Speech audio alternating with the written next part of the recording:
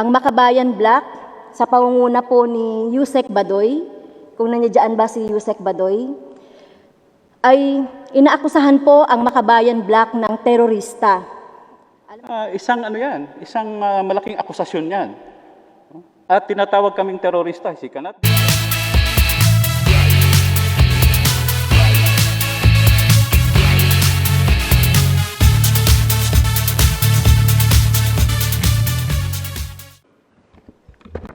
Magandang umaga po, magandang hapon na po kasi sa amin sa Benguet, pag hindi pa kumakain, good morning pa rin ang tawag. So bago natin simulan tong ating budget briefing, meron lang akong ilang mga katanungan. Nung nakaraang linggo, nakausap ko si Secretary Martin Andanar tungkol sa PTV. Kasi po ang PTV, ito po ang pinagmamalaki ng ating presidente na kung titingnan nyo, tayo ang unang nagko-cover, pinipick up lang po ng mga ibang news agencies. Pero bago po natin ituloy ito, mas maganda, unahin po muna natin, Comsec, baka pwede nyo munang i-acknowledge yung mga congressman na nandirito ngayon sa floor, yung mga nasa Zoom. Chairman, Yes, apo. maaari po bang i-dispense na natin yung pagtawag sa ating roll ngayong tanghaling ito? Para po makatipid po tayo sa oras nitong budget Hearing briefing. no objection, motion is approved. Comsec, you are directed to acknowledge the members present in the floor and in the Zoom, tsaka yung mga resource person natin. Good afternoon. We would like to acknowledge the members present on the floor. This is Vice Chairman Kuya Jonathan C. Alvarado, Vice Chair Manix Dalipe, Vice Chair Manuel Zubiri, Vice Chair Joet Garcia, Representative Franz Castro, and Representative Isagani Sarape. For the representatives in the Zoom, we have Vice Chairperson Lorna Bautista Mandigan, Representative Arnold Celeste, Representative Pablo Ortega, Representative Ria Vergara,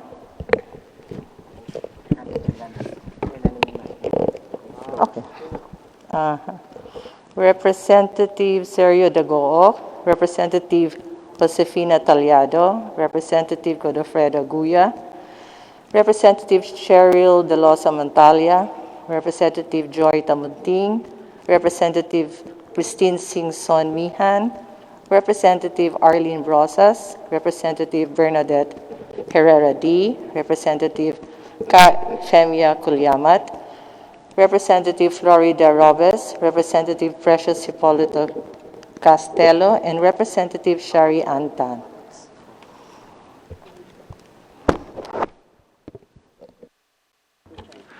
I would like also to acknowledge our Deputy Speaker, Paulo Duterte, na nakatutok sa atin ngayong hapon. Mabalik ako dun sa kaninang sinasabi ko, gusto ko lang itanong kay Sec Martin Andanar na ngayon wala na pong ABS, meron ba tayong pangarap, meron ba tayong goals para sa PTB4 natin na maging isang kalaban ng GMA, makapag-compete tayo sa kanila? Can you please answer, Secretary Andanar? Thank you, Mr. Chairman, for the question. Yes, we've had the plan to at least be able to compete as far as ratings is concerned. And the PTV being a government-owned and controlled corporation, it also has to it has to make its own money from advertisers. Now we have the Mindanao Media Hub to be unveiled this coming October. So as far as Luzon and Mindanao, we have two strategic hubs already. We only lack one more hub, which is the Visayas Media Hub. As far as programming is concerned, we have also beefed up our news from morning to evening, Mr. Chairman. Secretary, sino po ba may hawak, nagpapatakbo ng PTB4? Ang nagpapatakbo po ng PTB4 ang General Manager ng PTB4. at ang chairman and members of the board. Kasi ang nabalitaan ko po, ang ginawa natin OIC ng news ay isang production assistant with no managerial experience. Ang sa akin lang po, tingnan niyo po yung mga previous mistakes natin. Tulad nun in-air na lang yung wrong picture ni Aguinaldo instead of Bonifacio. Tapos yung mga maling nagagawa. Bakit po ba meron naman tayong tao na mga iba galing ABS-CBN, bakit hindi natin silang gamitin yung mas may experience mag-manage kesa po sa production assistants? Bakit po? Dahil malakas po siya kay Yusek Rocky Ignacio? Meron po kayong punto, Your Honor, Chairman. In fact, si Ms. Kat De Castro, who is the general manager right now, she has been entertaining and she's also accepted applications from from major network companies, not only from ABS-CBN, but also from other stations. Sana nga hayaan natin si Ma'am Kat De Castro ang mag-manage talaga ng PTV4 dahil meron siyang compassion para sa mga tao. Kasi ngayon, katulad yung mga wages ng mga cameraman versus yung mga employees. Ang cameraman, 17,000 lang, despite almost 10 years na. While yung mga video editor, ang starting pay is 25,000. No hazard pay or overtime pay given po sa mga ito. Ni wala rin nga pong vitamin C, wala rin allocation ng face mask, face shield, at even yung mga long handle para sa mga microphone. Kasi sir, ang gobyerno po ngayon, sa totoo lang sila po ang tumutugon na lang, ang nakakatulong na lang. Marami pong kumpanyang nagsara dahil sa pandemic. Pero ang gobyerno po natin ngayon ay natutulungan pa yung mga empleyado nila. So, ang sa akin sir, bakit natin kakayaan yung mga cameraman natin na halos 10 taon na, mag-start lang, ang sweldo lang nila 17,000, compare sa video editor na bagong pasok pa lang na 25,000 at wala pa pong hazard pay. At kulang pa po sa mga PPEs, sa mga gamit, again, para malabanan yung COVID-19. Bakit po nangyari ito, Sec Martin? Tama po kayo, Mr. Chairman. Matagal na po nating pinaglalaban ang hinaing ng ating mga kasamahan sa media, lalong-lalo na yung mga nasa baba, dyan po sa PTV. Meron lang po tayong experience na nagkakaproblema po tayo dahil number one, ang members of the board ng PTV ang nag-approve. At hindi rin po sila nakakabigay ng go signal hanggat sa nagbibigay po yung GCG ng go signal sa mga hinaing po ay yung mga gusto po nating taasan ang sweldo ng ating mga kasamahan. Yung mga hindi na regular, na ma-regular din po sila. The same time, maibigay po sa kanila ang kanilang mga matagal nang dapat natanggap na benepisyo. Pero ang nagiging hadlang lang po ay yung proseso at yung sistema. And of course, kung ano po yung binibigay na go signal ng GCG. Pero sa tulong po ninyo, Mr. Chairman, I'm very confident that mapapabilis po ang pagbigay natin ng mga benepisyo. Tapos, Secretary, nalaman ko rin po, bakit yung mga newshead, pinapayagan nila yung mga tao matulog sa folding bed sa isang maliit na kwarto. Pero meron silang 130 pesos food allowance for staying inside the newsroom. Pero, wala namang kantin dun. So, kailangan pa rin nilang lumabas para tumingin ng supplies. Diba? So, bakit po nangyayari yung mga ganito? And then, isa pa po, why is Octopus a multimillion news system not utilized? Yan po ay paimbestiga natin, Mr. Chairman. Ngayon ko lang po narinig na meron pong ganyang reklamo patungkol po sa binanggit niyo po na natutulog sa kwarto. At yung Octopus na system, ang alam ko po dyan, Mr. Chairman, ay nabili yan nung nakarang administrasyon pa at hindi talaga nabigyan ng pagkakataon na ma-maximize itong Octopus na technology. Ang suggestion ko lang siguro sana, baka pwedeng palitan naman natin yung sa news department natin na OIC ng more experienced news manager. Kasi, sir, ang PTV, ako, yan ang pinapanood ko eh. Yan lang ang stasyon na pinapanood ko dahil alam ko dyan, walang bias, labas ang totoong balita. Pero kung yung ating yung GM, hindi natin siya papayagan mag-hire ng totoong news manager, masasayang po lahat ng effort na ginagawa nyo, lahat po ng budget na ginagawa nyo. Yun lang po yung aking comment. No? Ngayon, isimulan na po natin yung interpolation. Magsimula po muna tayo sa minority. Congressman Franz Castro, you are now very, very recognized. Maraming salamat, Mr. Chair. Magandang hapon po sa ating lahat, sa PCOO. Magandang hapon po. Alam po natin na yung PCOO, yung Presidential Communication Operations Office, at sila po ay naririto para depensahan, humingi ng budget sa kapulungang ito para sa susunod na taon. At natural lang, Mr. Chair, di ba, nabosasiin natin kung saan ginagastos ang budget, pinagkakagastusan, mga programa, lalong-lalo na po sa kanilang ahensya. At at syempre po, tayo pong mga kongresista, pangunahing katungkulan natin 'yan. So sa pasimula po ng budget hearing, meron po tayong mga kinwestiyon about yung mga COA report, yung 1.8 million. Tapos yung, syempre, ubusisiin natin in right time dahil alam naman po natin, Mr. Chair, ang PCOO ay parang spokesperson din ito ng NTF-ELCAC. So ano ba itong NTF-ELCAC at dapat na mabusisi din natin, Mr. Chair, dahil malaking budget ito 16 billion para sa mga barangay daw. Mamimili ang NTF-ELCAC ng barangay kung ano, para sa burial, medical assistance, 20 million to per barangay, Mr. Chair. So, in a right time.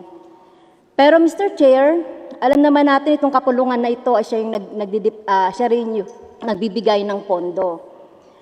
Pero, meron po tayo, may issue po tayo, Mr. Chair, dito dahil ang Makabayan Black, sa pangunguna po ni Yusek Badoy, kung nandiyan ba si Yusek Badoy, ay inaakusahan po ang Makabayan Black ng terorista. Alam naman natin, Mr. Chair, meron akong slide presentation, Mr. Chair. Pwede po bang maipakita ng ating technical group yung... Yes po, ma'am. Pwede Yung po. slide Pero isama natin presentation, sa 3 minutes yan. Tingnan lang na, opo, 3 minutes lang po. Na, ayan po, NTF-ELCAC, ayan po yung mga pangalan namin, ayan po yung mga mukha ng mga Kabayan Black, at inaakusahan kaming terorista, at nakalagay din sa post na high-ranking Communist Party, New People's Army, NDF, na pabagsakin ang demokrasya at tuluyang iano yung komunista. Walang kahihiyan. So, Mr. Chair, Mr. Chairman, Mr. Chairman, Sorry, Congresswoman. Yes, Kuya Jonathan Alvarado, you're now recognized. Congresswoman Castro, nasaan po kayo dyan sa picture? Ayan po, Mr. Chair, nasa bandang kaliwa po ng picture ni Yusek Badoy, Lorraine Badoy. Ayan, 6 po kami dyan, Mr. Chair. Mas maganda ka pala sa personal, ma'am, kaysa sa picture. Kaya pala masama ang loob niyo, ma'am, at yung picture na kinuha ay pangit. Oo, medyo pangit na ang picture ko. Anyway, Mr. Chair, ito po ay isang Yusek, at kung hindi niya masasubstantiate yung mga sinabi niya dyan, gamit ang pondo ng ating gobyerno, gamit ang kanyang posisyon, ito po ay threatened kami. Alam naman natin, pag tinagurian kang terorista, ni-red tag ka, kamatayan po ang threatened ang aming buhay, talaga pong Mr. Chair. So, kailangan muna nating Mr. Chair, sa sunod na pagkakataon na siguro mapasagot at mag-under oath itong mga to, itong USEC na to para masagot ito. Kaya Mr. Chair, I'm moving to suspend the briefing of the budget of the PCOO.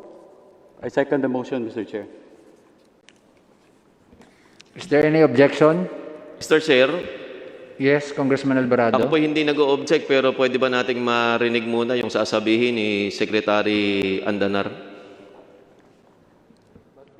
Before the Secretary gives his statement, Mr. Chair, I'm invoking my personal and collective right to also speak on the issue.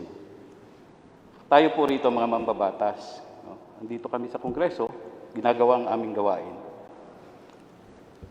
Meron hong digmaan sa ating bansa. May naglalaban ng pwersa, no? Kaya nga aktibo tayo noon sa usaping pangkapayapaan. Andyan yung New People's Army, andyan yung pwersa ng gobyerno sa Mindanao, andyan ang BIFF, at andyan pa yung ibang mga pwersa. Kaya may kanya-kanyang papel tayo rito sa Kongreso. Pero kung tahasang sasabihin ng isang unelected factotum that we are terrorists here, and alam natin meron ng batas on terrorism, hindi ho namin tatanggapin yan. No? Ano ba ang pinagsasabi niya rito? Kami raw, sabi niya rito sa kanyang post, and hindi niya ito mapagkaila. Sila, matataas na kasapi ng Communist Party of the Philippines, gumagabay at nagbibigay ng tahasang direktiba. Can you imagine that, Mr. Chair? Kami daw ang nag-uutos sa mga NPA na gumawa ng mga opensiba nila. Isang malaking akusasyon yan. At tinatawag kaming terorista. She cannot deny that because in her post again, she said in a comment, the point is they are not activists, they are terrorists. There's a big difference, sabi niya. No? Kaya kung ganun-ganun na lang po mag-aakusa itong isang unelected official na ito sa mga halal ng bayan at humihingi sila ng budget rito, then Mr. Chair, we cannot allow that. This is not only an affront to us, but I think this is an affront to the institution. No? At sinasabi niya rito na kami raw ay hindi mga tunay na mga mambabatas. We are elected by our people, Mr. Chair. No? We may differ on our positions and many issues, but all of us here are here in this Congress because we are elected by our constituencies. And this unelected factotum should respect that. No? And I take offense na gagamitin niya ang kanyang posisyon using government funds, no, to attack our person, no, and encourage the trolls to attack not only our person but even our family. Because I experienced that.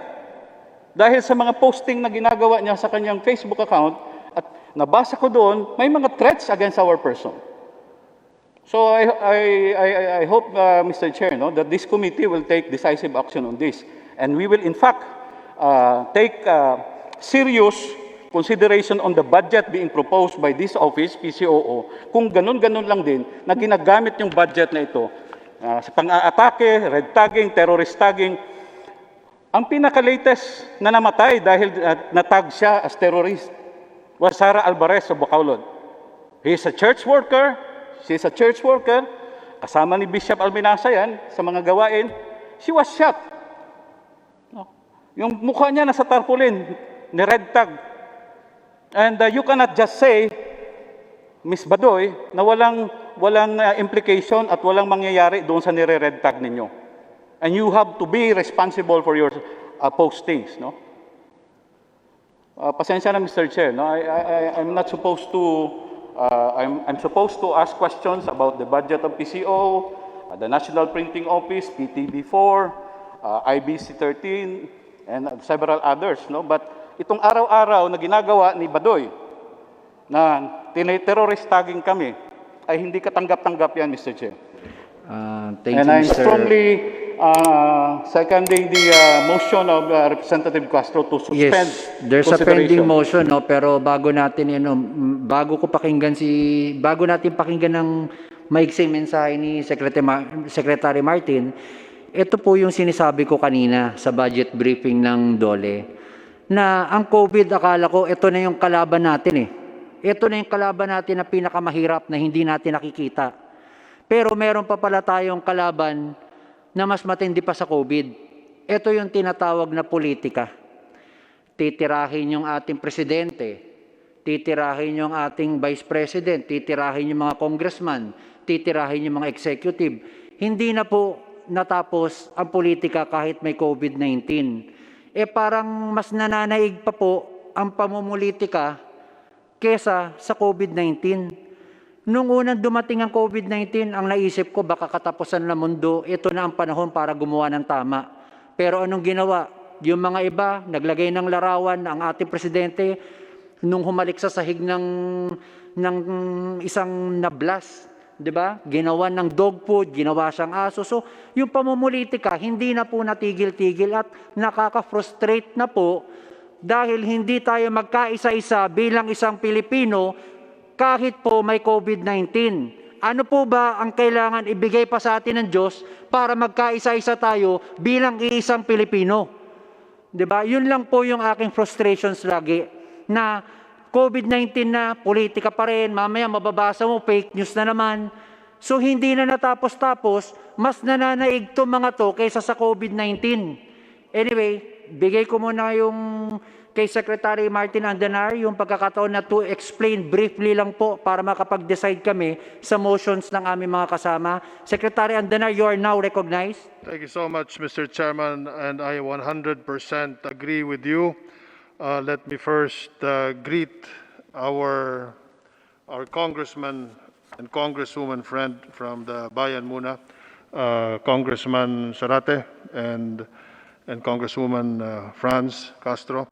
Magandang hapon po at lahat po ng mga congressmen na nakikinig po sa atin ngayon.